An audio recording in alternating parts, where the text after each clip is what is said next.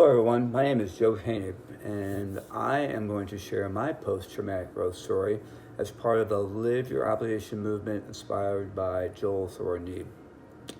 Almost 3 years ago, I was diagnosed with squamous cell carcinoma tongue cancer, of which I've never heard of, by the way, where I lost almost half of my tongue, hence my new cool accent.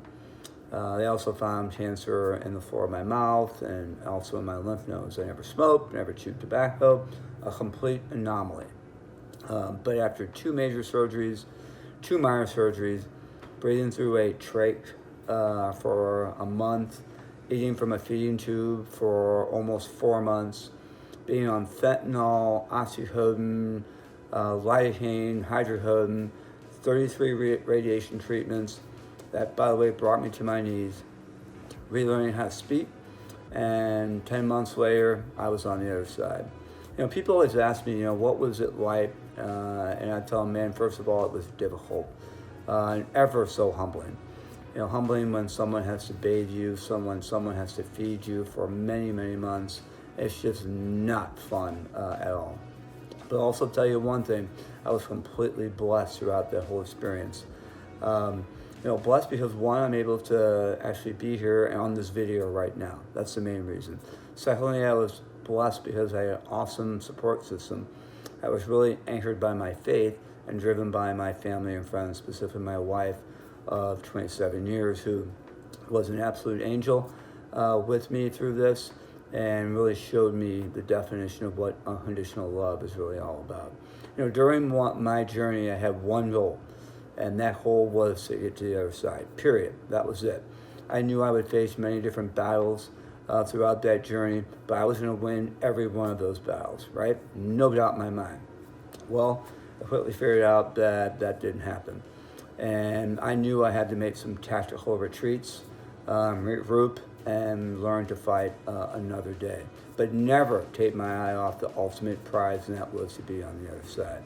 During my journey, a friend of mine shared a quote that said, difficult times can define you, diminish you, or develop you. You decide.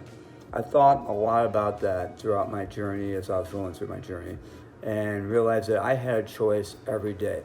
I had a choice when I woke up in the morning, how I was going to act, how I was going to treat people, how I was going to just be in general. Every day there were choices for me.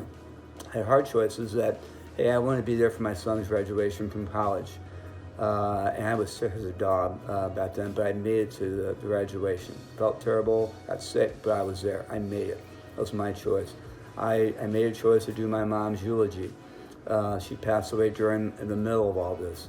I couldn't speak that well, but I made that choice. I absolutely felt compelled to do that. That was my choice. I'll leave you with this, and that is that, for me, my challenges are not over. I still will deal with many different post-radiation issues and challenges, and I'll always be reminded when I speak, when I eat, when I swallow, and it's not fun. But I can never forget how thankful I am and how blessed I really have become. And with that blessing, I believe I have an obligation, and that obligation is to give back. That is my choice.